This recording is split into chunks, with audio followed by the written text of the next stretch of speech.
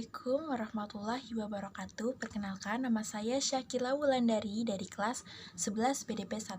Di sini saya ingin mempresentasikan materi atribut produk.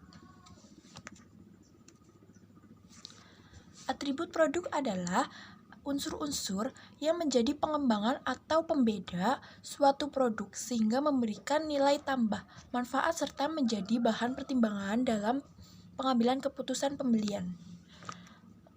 Di dalam atribut produk juga memperhatikan atribut produk fresh. Atribut produk fresh adalah produk berupa bahan makanan yang masih segar atau olahan yang memerlukan kondisi khusus serta memiliki kadaluarsa yang singkat. Beberapa elemen dari produk fresh yaitu 1. Kesegaran produk. Konsumen sangat memperhatikan kualitas yang akan dibelinya. Ada beberapa produk segar, yaitu meliputi A. Produk sayuran. Produk sayuran memiliki 4 kelompok macam produk sayuran. Yang pertama, sayuran daun. Sayuran daun harus diperhatikan. Tulang daun kelihatan jelas, batang dengan mudah bisa dipatahkan, daun utuh, warna tidak kusam, daun yang belum bekas gigitan ulat merupakan daun yang sehat. Yang kedua, sayuran buah. Sayuran buah juga memiliki ciri-ciri yang baik, yaitu baunya tidak busuk, tidak ada lubang, tidak ada goresan. Yang ketiga, kacang-kacangan. Kacang-kacangan pun juga begitu. Kita jika ingin membelinya harus memperhatikan tidak berlubang. Yang pertama, biji polong belum terlalu jelas ketika dilihat. Yang ketiga, bisa dipatahkan dengan mudah. Yang keempat, tidak berbintik. Yang jenis yang keempat, umbi-umbian. Umbi-umbian tidak tampak ada lubang, tidak berair, tidak memiliki memar, tidak memiliki goresan, ubinya keras, segar dan tidak keriput. B. Produk buah. Produk buah juga kita harus memperhatikan produk buah yang segar dan sehat. Yang pertama, buah yang segar dan sehat itu berwarna cerah. Yang kedua, kulitnya bagus dan mulus. Yang ketiga, tidak lembek. Yang keempat, tidak busuk. Yang kelima, tekstur buah segar. Yang keenam, aroma segar. Selanjutnya, C. Produk daging. Produk daging mempunyai 4 kelompok. Yang pertama, ikan segar. Yang ikan segar itu tampak lebih cerah. Yang pertama. Yang kedua, lapisan lendir transparan dan jernih. Yang keempat, warna mata cerah, sisik ikan melekat dan cerah, aroma segar dan kenyal. Yang kedua, ada daging ayam. Daging ayam warna daging putih kemerahan dan cerah, tidak bau amis, menyengat, dan asam. Permukaan lembab, tidak kering dan tidak basah. Permukaan daging cerah, tidak ada darah. Serabut daging relatif kasar. Daging disimpan dalam kondisi dingin suhu 1-10 derajat Celcius. Yang ketiga, daging sapi. Daging sapi warna daging merah cerah, tidak berbau amis, menyengat dan asam. Permukaan daging lembab, serabut daging relatif kasar.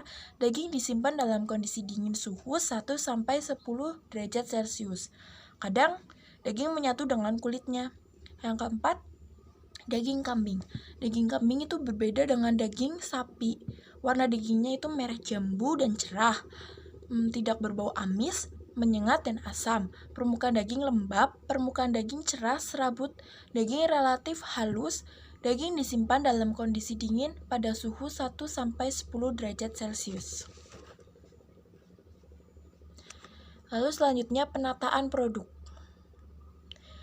Dalam penataan produk terdapat 3 jenis kelompok. Yang pertama, pengelompokan yang jelas dan menarik. Pengelompokan yang jelas dan menarik juga harus memperhatikan. Yang pertama, produk dikelompokkan berdasarkan jenis dan manfaatnya. Yang kedua, produk ditata sedemikian rupa sehingga mudah mencari. Yang keempat, produk ditata berdasarkan intensitas warna. Lalu, jenis yang kedua atau B, kebersihan produk. Kebersihan produk juga harus diperhatikan. Yang pertama, produk tidak kotor dan tidak berdebu. Yang kedua, terbebas dari serangga. Yang ketiga, produk dalam keadaan rapi.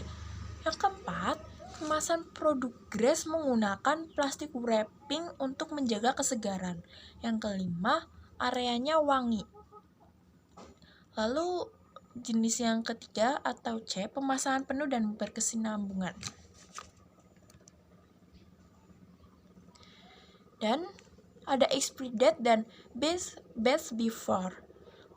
Expiry date atau tanggal adalah batas waktu maksimal sebuah produk aman untuk dikonsumsi. Lalu best before adalah sebelum jatuh tempo, atau maksudnya kualitas terbaik suatu produk jika dilindungi adalah sebelum tanggal yang tertera pada label tersebut. Ya, ada harga produk. Harga produk bisa dikatakan juga produk display perlu dicantumkan harganya dengan menggunakan label atau POP, point of purchase. Selanjutnya ada elemen produk fashion. Elemen produk fashion juga dibagi beberapa jenis. Yang pertama, jenis kain tekstil. Jenis kain tekstil, animal tekstil,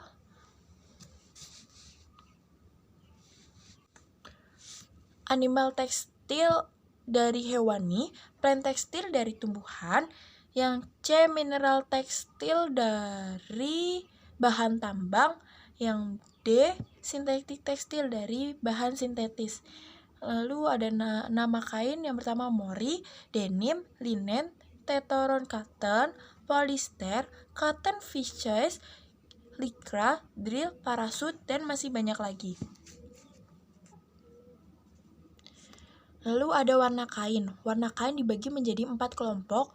Yang pertama, warna netral. Warna netral dibagi menjadi 2 jenis, yaitu warna primer dan sekunder. Warna primer adalah warna dasar antara lain warna merah, biru, dan kuning. Yang B, warna sekunder, yaitu warna orange, hijau, dan ungu. Warna tersebut merupakan hasil campuran dari warna primer. B, warna kontras. Warna yang terkesan berlawanan satu dengan yang lainnya. Yang C, warna panas atau warm color adalah kelompok warna dalam rentang setengah lingkaran di dalam warna mulai dari merah hingga kuning. Yang D, warna dingin atau cool color adalah kelompok warna dalam rentang setengah lingkaran di dalam lingkaran warna mulai dari hijau hingga ungu.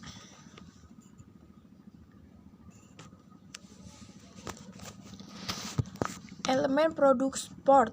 Elemen produk sport didasarkan pada bahan yang digunakan untuk membuat kaos, celana, dan rok sport. Produk sport dibagi menjadi beberapa kategori. Yang pertama berdasarkan jenis kelamin. Contoh, baju sport laki-laki dan baju sport perempuan.